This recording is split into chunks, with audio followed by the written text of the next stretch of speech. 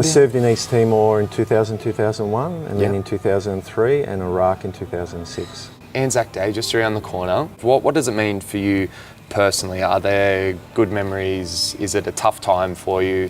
It's a bit of both. You Yeah. know, I've lost a few mates, not personally serving next to them, but over the years on deployments. Yeah. And you think about your family members who, previous wars, who have, you know, passed away. For me, the emotion comes around when I read out how many have paid the ultimate sacrifice just here in Australia. It's like your heart stops a beat and you think about that, all that sadness on the families and the loved ones who, you know, a lot of them never saw them again. You know, never saw a gravesite. So it is quite an emotional day. Would be. 2013. Yeah. There's a little stage in Monroe Park we used. Yeah. And you used to be able to stand up there and you could see gaps in the park. Yeah. And after the service down here, there's no gaps in the park. It gaps. nearly spills out. And it's, for me, before I talk on Anzac Day, I take a breath and look around, and it's such an amazing thing to see so many people getting up that early to pay their respects. So you don't have to. It's not forced upon you, but it sort of takes me back a little bit.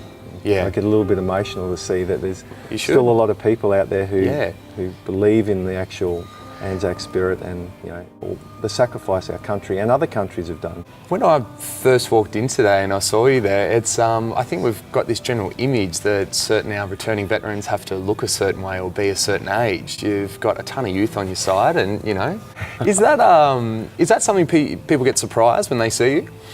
It is, and I've said this a few times that a lot of the older veterans were young once, but maybe we didn't take notice back then. One Anzac Day, a woman asked me to put my medals on the opposite side, and I said they're actually my medals. So she was more shocked, and sort of walked away like a dog with her tail between her legs. Time. And You would. and walked You'd be over like, to her man. friends, and they couldn't believe it.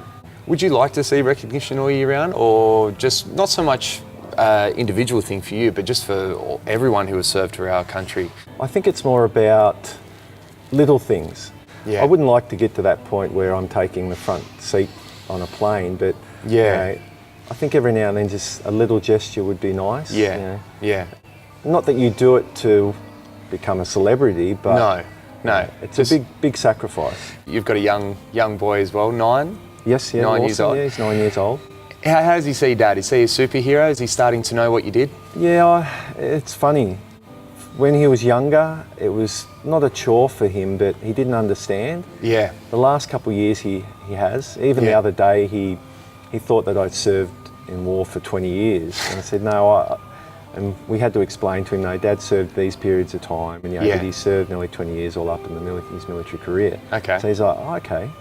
So he's starting to ask more questions and comprehend. Yeah.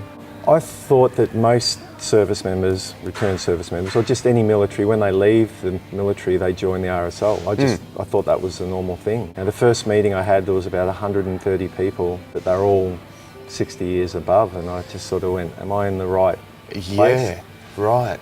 But, you know, you get to know everyone, you see the similarities. You know, a good friend of mine just passed away at 95, and he was a good mate. You know, and he flew Lancaster bombers in the Second World War. Wow. But we had the same connection. So if there's any, you know, guys that are returning servicemen, I think you'd be a really good guy just to shake your hand and you go, mate, let's have a quick chat. And I'm gather you'd be the type of guy that would give someone the time. Well and truly. You know, our office is open Tuesday, Wednesday and Thursday, 9:30 to 2:30. Yeah. Our office manager, Christy, she can take any details down and I can easily come and talk.